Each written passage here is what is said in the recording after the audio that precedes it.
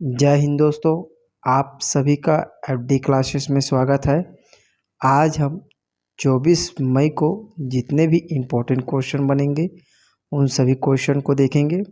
यदि आपको किसी भी क्वेश्चन में किसी भी प्रकार का डाउट हो तो कमेंट जरूर कर देना है। यदि आप हमारी वीडियो में पहली बार है तो चैनल को सब्सक्राइब, लाइक और शेयर जरूर करें, साथ ही बेल आइकन को प्रेस करें जिससे कि आपको नोटिफिकेशन मिल सके। चलिए आज का पहला प्रश्न देखिए।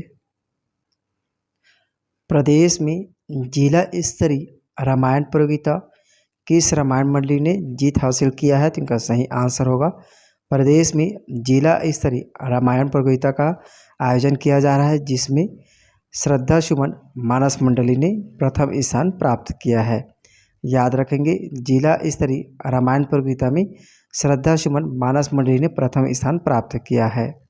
जिला प्रशासन द्वारा जिला स्तरीय रामायण मंडली प्रतियोगिता सारंगगढ़ बस स्टैंड के पास सोमवार को किया गया है। राज्य सरकार के संस्कृति विभाग के चिन्हारी पोर्टल में पंजीकृत सारंगगढ़, सरिया, बरमकेला, बार, दरसिवा, बरगांव आदि के मानस मंडली ने भाग लिया था।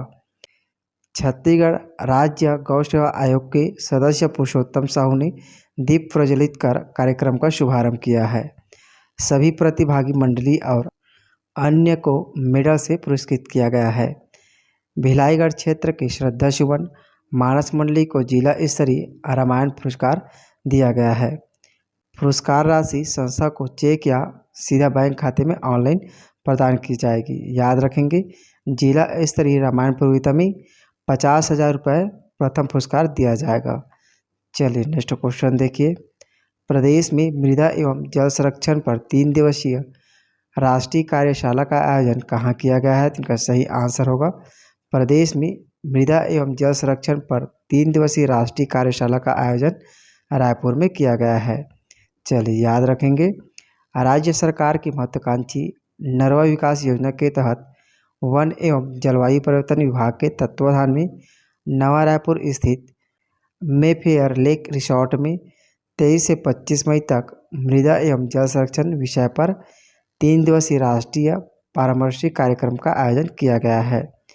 कार्यशाला में मुख्यमंत्री भूपेश बघेल मुख्य अतिथि के तौर पर शामिल हुए हैं। वन मंत्री श्री मोहम्मद अकबर कार्यक्रम की अध्यक्षता की है। वन मंत्री श्री मोहम्मद अकबर कार्यक्रम की अध्यक्षता किया है। इस 3 दिवसीय राष्ट्रीय कार्यशाला में देश भर से वन विभाग के अधिकारी, केंद्रीय टीम और विशेषज्ञ प्राकृतिक संसाधनों को सुरक्षित एवं संवर्धित करने के संबंध में चर्चा किया जाएगा। चलिए नेक्स्ट क्वेश्चन देखिए। विश्व एथलेटिक्स द्वारा जारी पुरुषों की भाला फेंक रैंकिंग में किस खिलाड़ी ने नंबर 1 स्थान पर जगह बनाई है? तो इनका सही आंसर होगा नीरज चोपड़ा ने भाला फेंक रैंकिंग में प्रथम स्थान हासिल किया है। याद रखेंगे दोस्तों, इंपॉर्टेंट क्वेश्चन है, आप इमेज में देख सकते हैं, ये है नीरज चोपड़ा जी। चलिए ध्यान देंगे, विश्व एथलेटिक्स द्वारा जारी पुरुषों की भाला फेंक रैंकिंग में नीरज चोपड़ा ने प्रथम स्थान पर जगह बनाई है। वह ग्रेनाडा के मौजूदा विश्व चैंपियन एंडरसन पीटरसन से 22 अंक आगे हैं। 1455 अंकों के साथ चार्ट में प्रथम स्थान पर हैं। चेक गणराज्य के चेक कप वाडलेज 1416 अंकों के साथ तीसरे स्थान पर हैं। नीरज चोपड़ा ने ज्यूरिक में डायमंड लीग 2022 फाइनल खिताब भी जीत हासिल किया है। प्रतिष्ठित ट्रॉफी जीतने वाले पहले भारतीय बन गए हैं। याद रखेंगे, बहुत ही इंपॉर्टेंट क्वेश्चन है, खेल से संबंधित इससे क्वेश्चन बन सकते हैं। चलिए नेक्स्ट क्वेश्चन देखिए। भारतीय सेना का नया मास्टर जनरल सस्टेनेस के लिए किसे नियुक्त किया गया है? तो इनका सही आंसर होगा भारतीय सेना का नया मास्टर जनरल सस्टेनेस के रूप में अमरदीप सिंह ओजाला को नियुक्त किया गया है। आप इमेज में देख सकते हैं, यह है अमरजीत ओजाला जी। चलिए ध्यान देंगे, लेफ्टिनेंट जनरल अमरदीप सिंह ओजाला को भारतीय नौसेना के नए मास्टर जनरल सस्टेनेस के रूप में नियुक्त किया गया है।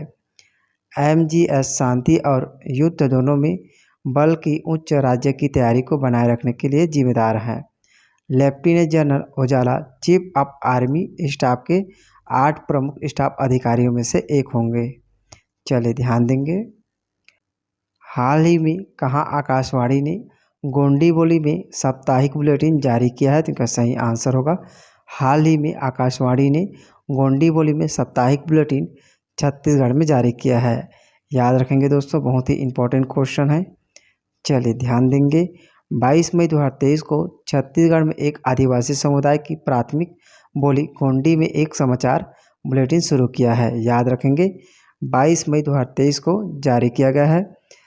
गोंडी में साप्ताहिक समाचार बुलेटिन प्रत्येक रविवार को 6:30 बजे प्रसारित किया जाएगा। याद रखेंगे शाम 6:30 बजे प्रत्येक रविवार को प्रसारित किया जाएगा। आकाशवाणी न्यूज ने हल्बी में साप्ताहिक समाचार बुलेटिन शुरू किया गया था। याद रखेंगे आकाशवाणी ने न्यूज में हल्बी भाषा में साप्ताहिक बुलेटिन जारी किया गया था। केंद्रीय गृह मंत्री अमित शाह ने 25 मार्च 2023 को हल्बी समाचार बुलेटिन का उद्घाटन किया था। चलिए नेक्स्ट क्वेश्चन देखिए। किस देश ने 2025 को विश्व पर्यटन वर्ष के रूप में नामित किया है? तो इनका सही आंसर होगा नेपाल 2025 को विश्व पर्यटन वर्ष के रूप में नामित किया है। ध्यान देंगे, नेपाल ने देश के पर्यटन उद्योग की बहाली में सहायता के लिए वर्ष 2025 को विश्व पर्यटन वर्ष के रूप में नामित किया है। राष्ट्रपति ने घोषणा की है कि विक्रम संवत कैलेंडर में 2080 के दशक को नेपाल भ्रमण दशक के रूप में मान्यता दी है। नेपाल के सांस्कृतिक मूल्यों को बढ़ावा देने में योगदान देने वाली विदेशी नागरिकों को विशेष सम्मान सागरमाथा स्पेशल ऑनर से सम्मानित किया जाएगा। चलिए नेक्स्ट क्वेश्चन देखिए।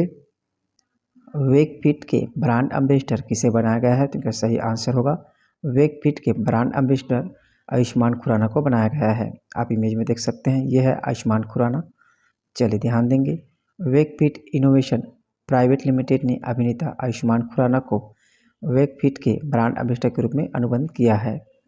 अभिनेता नींद के स्वास्थ्य और आधुनिक संदर्भ में इनके महत्व के बारे में जागरूकता फैलाने हेतु ब्रांड एम्बेसडर की मदद करेंगे। चलिए नेक्स्ट क्वेश्चन देखिए। राष्ट्रीय युवा संसद प्रतियोगिता 2022-23 में प्रथम पुरस्कार किसने जीता है? तो इनका सही आंसर होगा राष्ट्रीय युवा संसद पुरस्कार 2022-23 पश्चिम बंगाल ने जीत हासिल की है। याद रखेंगे जवाहर नवोदय विद्यालय नांदिया पश्चिम बंगाल ने 24वीं राष्ट्रीय युवा संसद प्रतियोगिता 2022-23 में प्रथम पुरस्कार हासिल किया है। संसदीय कार्य मंत्रालय पिछले 36 वर्षों से जवाहर नवोदय विद्यालयों में युवा संसद प्रतियोगिता का आयोजन कर रहा है। केंद्रीय संसदीय कार्य के राज्य मंत्री अर्जुन राम मेघवाल ने 4 मई को नई दिल्ली में पुरस्कार वितरित किए हैं। चलिए नेक्स्ट क्वेश्चन देखिए। संघाई सहयोग संगठन के विदेश मंत्रियों की बैठक कहाँ आयोजित किया गया है? तो इनका सही आंसर होगा गोवा में संघाई सहयोग संगठन के विदेश मंत्रियों का बैठक आयोजित किया गया है। इंपॉर्टेंट क्वेश्चन है, याद रखेंगे। चलिए ध्यान देंगे। संघाई सहयोग संगठन के विदेश मंत्रियों की 2 दिवसीय बैठक 3 मई 2023 को गोवा में किया गया है। भारत जिसने सितंबर 2022 में SCO समूह की अध्यक्षता संभाली थी, 2023 में मेजबान भी हैं। याद रखेंगे सितंबर 2022 में भारत ने इनकी अध्यक्षता संभाली है। SCO में रूस, भारत, चीन, पाकिस्तान 4 मध्य एशियाई देश जिसमें कजाकिस्तान, किर्गिस्तान, तंजाकिस्तान और उज्बेकिस्तान इनके प्रमुख सदस्य हैं। याद रखेंगे, इंपॉर्टेंट है, इससे क्वेश्चन बने हुए हैं। संघाई सहयोग संगठन एक यूरेशियन राजनीतिक, आर्थिक, राजनीतिक सुरक्षा और रक्षा का संगठन है। इसका गठन 1996 में People's Republican of China, Kazakhstan, Kyrgyzstan और रूस और तंजाकिस्तान के बीच हुआ था। भारत और पाकिस्तान 2017 में इसमें शामिल हुए हैं। याद रखेंगे, इंपॉर्टेंट है, भारत और पाकिस्तान 2017 में इसमें शामिल हुआ है। यह भौगोलिक क्षेत्र और जनसंख्या के मामले में दुनिया का सबसे बड़ा क्षेत्रीय संगठन है।